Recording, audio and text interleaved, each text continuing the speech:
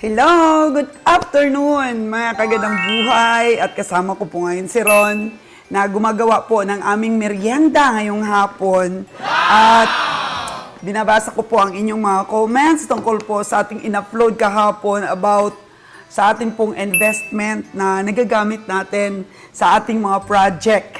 So, meron pong comment akong nabasa dito sa vlogs mga kagandang buhay tungkol po sa pagsusumikap ng isang pamilya at nakikita din natin sa lipunan natin ngayon, marami pong nagda-downfall po ang negosyo nila, mga kagandang buhay at hindi po naipapasa sa mga anak.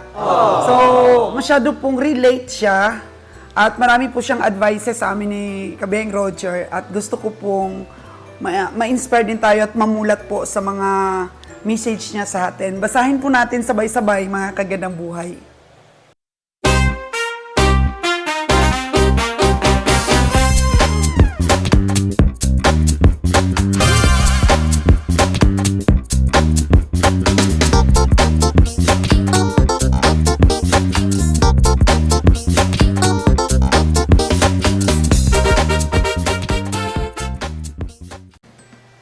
So, welcome back to my channel, Souls Ganang Buhay.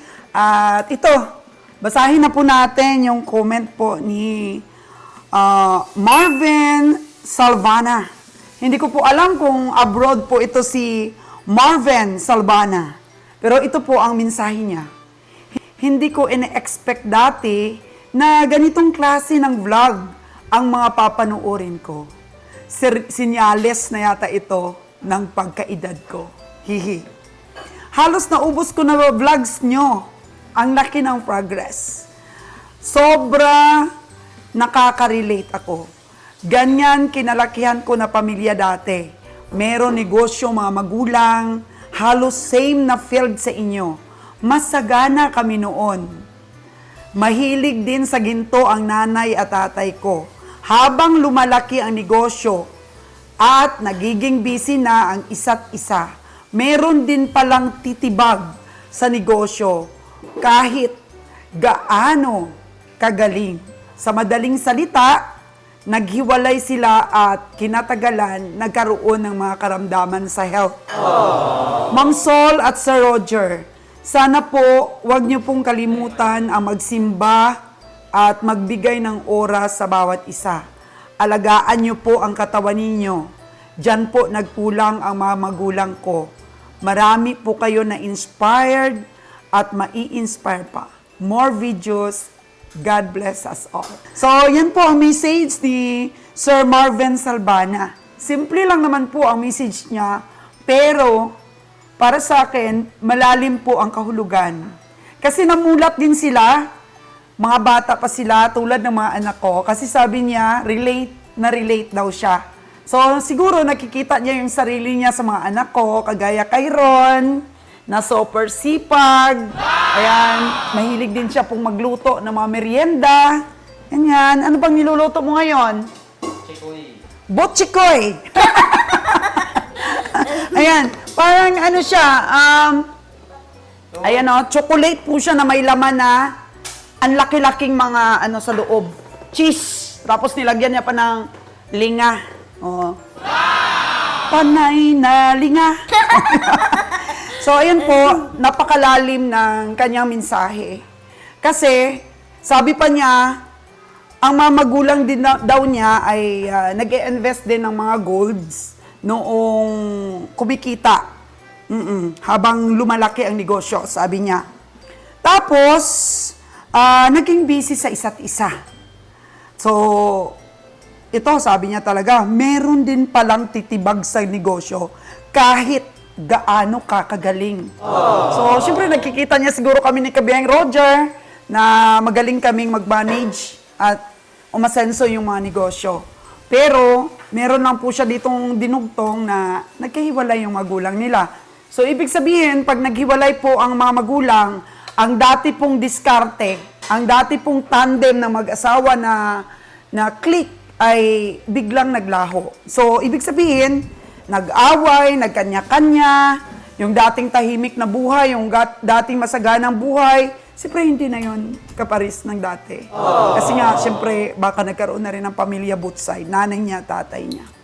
So, naimulat po tayo sa ganon. Dahil alam mo, marami ring nakikita tayo in our community na dati sikat sila, dati mayaman sila, tapos unti-unti na nawawala yung kanilang mga naipundar. At down to their children, so dating masagana, naghirap yung mga anak. At yan po ang the greatest fear po namin ni Kabeng Roger. At ako po bilang may bahay, siyempre, mas ang nanay kasi ng tahanan, kung matinong nanay, mas palaisip po yan sa ano po, future ng mga anak. Ang yaman po na hindi nananakaw sa ating mga anak, of course, yung magkaroon po ng titulo yung anak natin, nakapagtapos ng pag-aaral. At the same time po, yung sipag, yung diskarte, yung tatag nilang magdesisyon mga kagadang buhay, yun po ang mga pamana ng magulang na hindi nananakaw. Yung pagdating ng araw, kaya na nilang tumayo sa sarili nilang paa. So, sabi dito ni Marvin, dapat magkaroon tayo ng panahon sa isa't isa. So, binibigyan namin ng panahon mga kaganang boy, yung mga anak namin na matrain. Binibigyan po namin sila ng pagkakataon na manindigan, na sinusuportahan namin yung mga desisyon nila. At least dito pa kami na tumutulong, nagtutuwid, kung medyo may makita kami, oy, hindi ganyan hindi ganyan yung proper pag-manage ng tao. Kinukorrekta agad namin. Kasi kung magaling ka, humawak ng tao, yan ang susi na mahalin ng mga tao mo ang trabaho nila. Yan po lagi ang sinasabi ko kay Ron. At yung magandang halimbawa ng mga magulang at siyempre sa community, mga kaganang buhay. Kasi merong mga magulang na talagang magandang halimbawa sa loob ng bahay nila. Kumusta naman sila sa labas? Kamusta naman ang pakikisama nila sa labas? So, meron kasing mga magulang na magaling lang sa pamilya nila. Pero pagdating sa mga empleyado, sa community sa labas, medyo hindi po magandang halimbawa. So, balance po kami.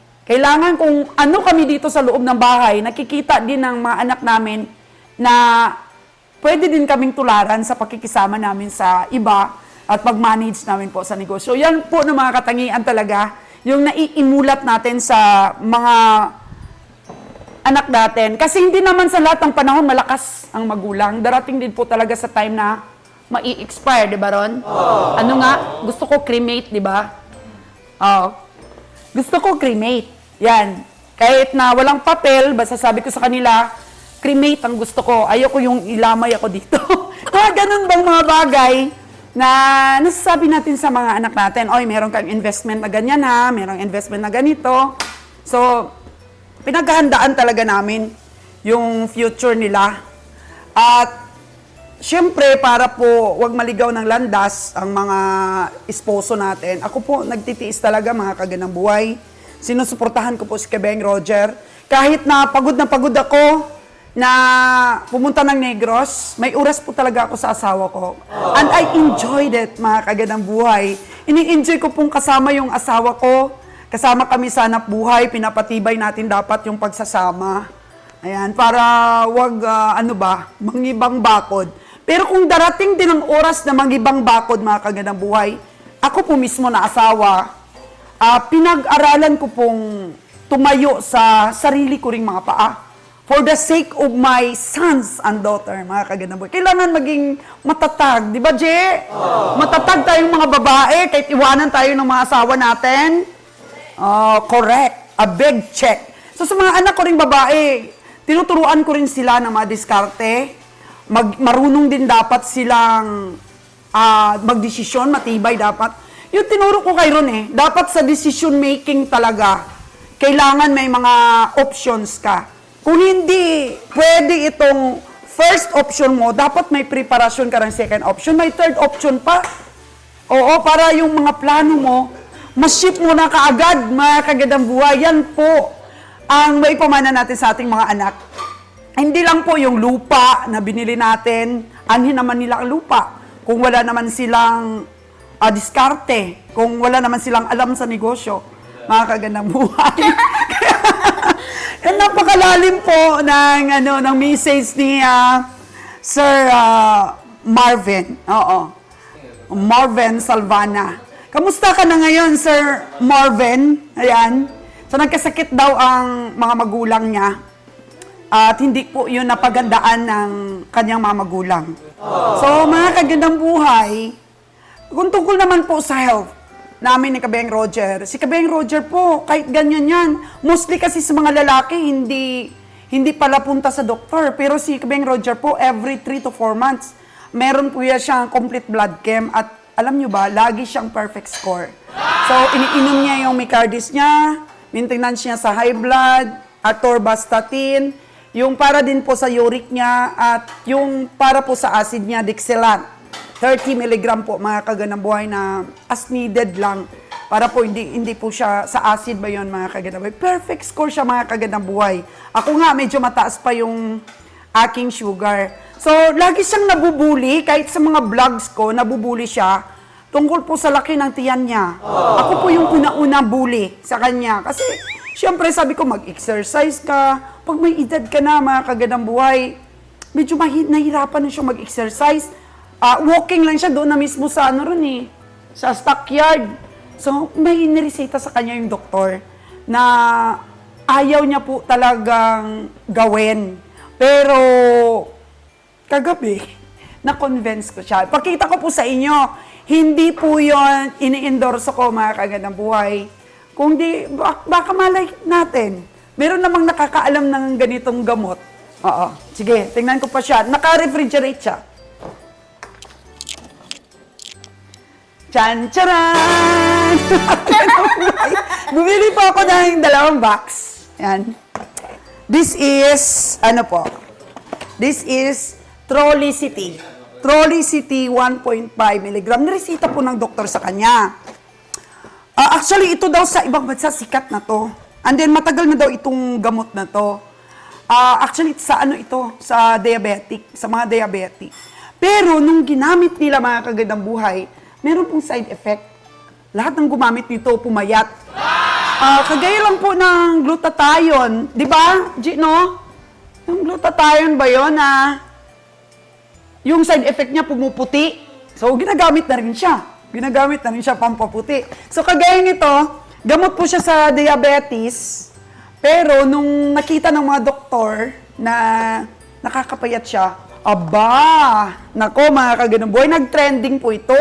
Lagi pong hino-hoarding ito, lagi pong nawawala sa market. Oo, kasi natuwa po lahat ng ubis sa buong mundo dahil meron na palang pwedeng drugs sa mga obese people. So, yun na sabi ng doktor. So, ito po ay isang injection. Yan. Ang bili ko po nito is 1,565 each. Ayan po siya. So, ang gagawin mo lang, naka-red kasi siya dito, lagay mo lang siya dito sa green, and then, tanggalin mo po ito. Ito yata yung tatanggalin. Tapos igaganon mo, tapos pipindutin mo lang po ito ganyan sa tummy mo, injection na. Once a week lang po, mga kaganang buhay. So, sabi ng doktor, parang parang nawawalan ka ng gana ba sa pagkain kasi parang pinapatagal yung pagkagutom mo. Balik natin sa rep. Yun lang. So, antabayanan po natin, mga kaganang buhay, ang effect nito kay kabiyahe. Ayan. Actually, ayaw niya. Matatakutin yan sa injection. Actually, si Ron, grabe yan. Matakutin din yan sa injection. Kukunan lang siya ng dugo para sa, para sa check-up niya, talagang takot si Ron. Takot yan. Matapang na yan sa decision making, pero ang kahinaan yan, takot kahit sa maliit na injection. Ayan. So, tingnan natin, mga kagandang buhay, kung ano yung effect kay Kabeng Roger nun. So, kay Sir Marvin, ayan, thank you so much sa comments mo. Namulat po kami na talagang pag-ingatan. Pag-ingatan talaga ng mga anak kung ano man po yung mga magagandang learnings na nalilearn nila sa negosyo. Habang bata pa kayo, Mag-aral kayo sa negosyo. Hindi yung iasa lang ninyo sa magulang ninyo. Paano kayo kung mawala ng bigla ang inyong mga magulang? Oo. Paano kayo? So sa blessed kayo. Sabi ko nga sa mga anak ko, blessed kayo. Kasi libre lang yung learnings ninyo, teacher ninyo, sa buhay nyo. Yung mga anak ko, sa totoo lang mga kagandang buhay, sabi nila, akala ng iba. Kasi anak kami ng negosyante, ayahay yung buhay namin.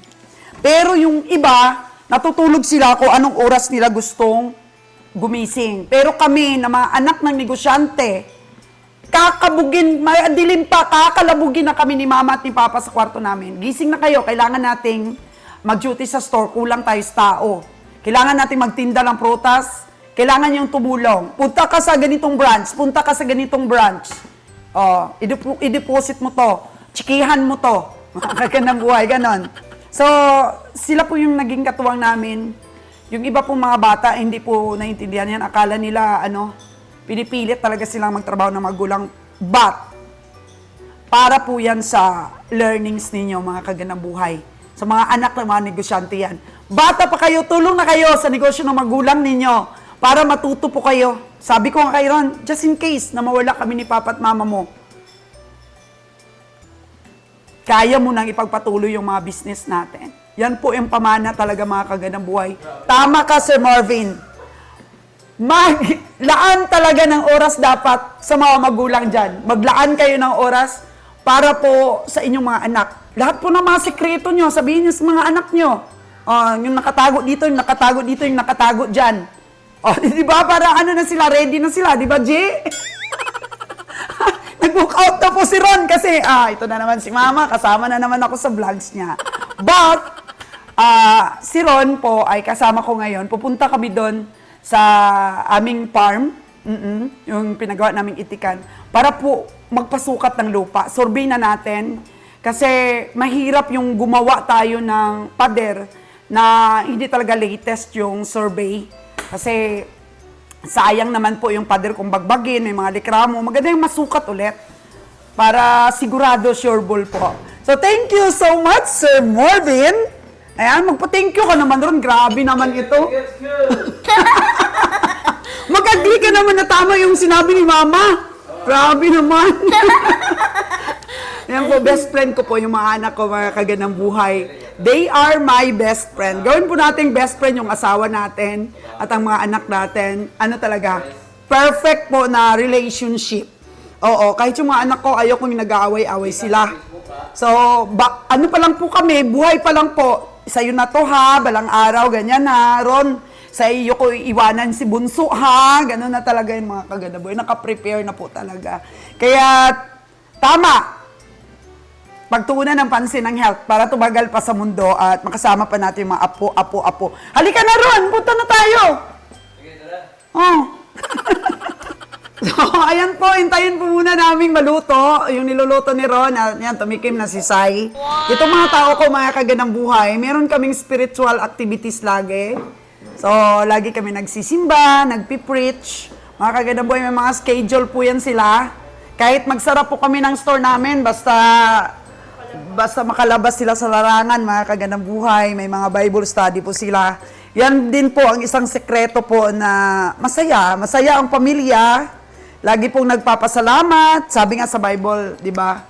Manalangin tayo na may pagpapasalamat at pagsusumamo at para dinggin ng Diyos ang ating mga panalangin. Kaya yan po ang sekreto, mga kagandang buhay, na spiritual-minded po yung mga employer nila.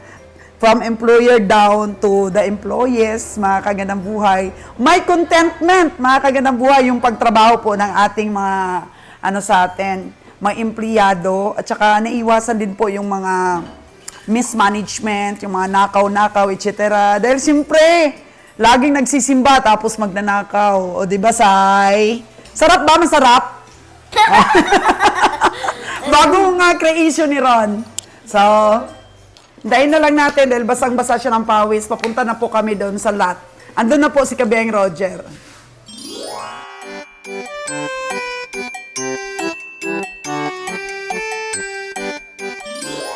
So, dito na po ako sa ating farm, mga kagandang buhay. At dito na po ang surveyor. At tumawag na rin po si Engineer Tipgos ng mga kapitbahay natin dito. Yung dugtong ng lupa natin para at least makita nila yung mga boundaries. Ang paglagay natin ng muhon. Ano na. Ito na po kami. O bayad, laging bayad. Nung nakaraan, nagbayad. Ngayon, pasurvey ulit. Bayad ulit. Ayan na yung ating mga napier. Medyo maganda na kabiyang napier natin. Pwede na yatang abunuhan ito. Wala pa daw ulan. Oo. Ayan po, yung mga ano ba? Yung mga lagay ng muhon natin para tama po yung pagpader. So kakarating lang po nila Manager Bio, nangumpay po sila. O dito pa po yung ating mga baka. Pagdating po ng truck natin, puro feeds po ang karga. Tapos pag alis na naman yung isang truck natin, itlog na naman ang karga, yun. Doon na po natin makakarga yung ating mga baka.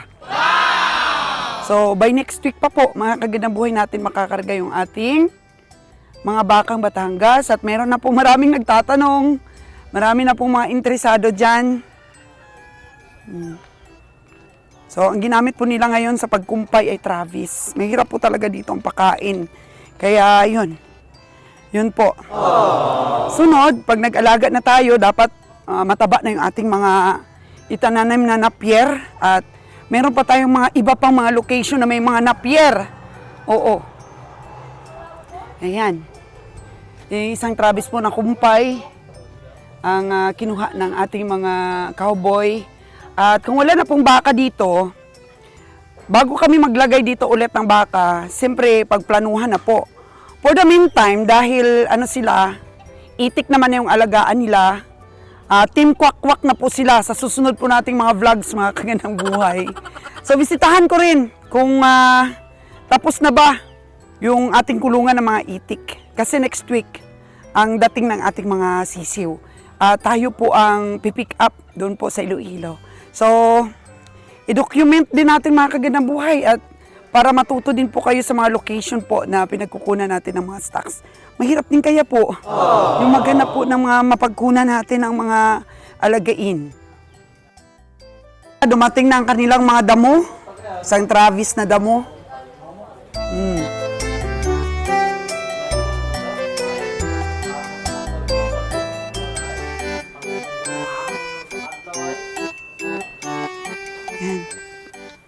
Natin, sinusukat na nila yung lupa natin sa mga boundaries. So, unahin po nating papader, ito pong ditong bandang likod. Pinakahuli na lang po pagka meron na tayong budget. Dito po sa entrance. Yan na po sila. O, dito po sa sapa.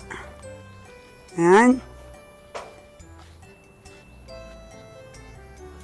Parang pasok pa po yung ano na yan. Pasok pa sa atin yan yung malaking kahoy. So hanggang doon pa kasi. Sa creek. Hanggang doon pa sa creek. Yun. Ayun, nilagyan na nila ng tanda. So,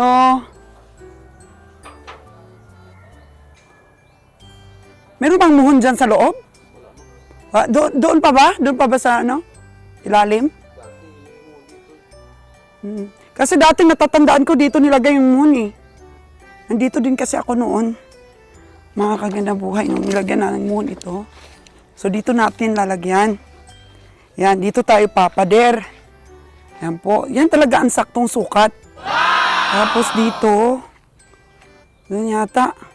Parang dito kasi nilagay dati yon, engineer. Yan.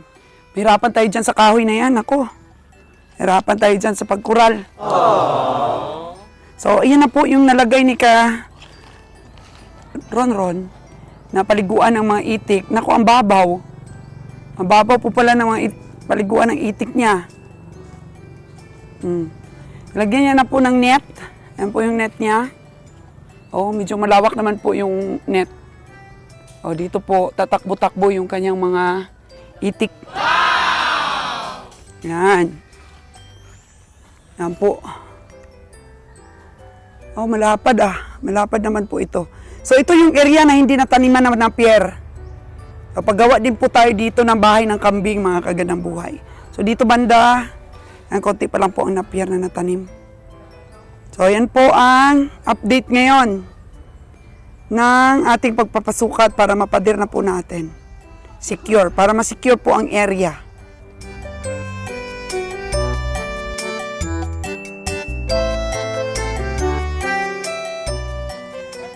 Naka poste-poste. Compute pa daw.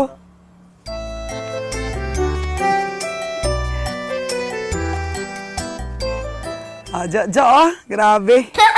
Hindi ka na si cowboy ngayon, si kwak-kwak ka na ha. Pag nadala na yan sa Batangas yung mga baka mo, si kwak-kwak ka naman ngayon. Tapos yung asawa mo, si kwek-kwek. Ayan po mga kagandang buhay, yung mga development natin dito sa farm ngayon.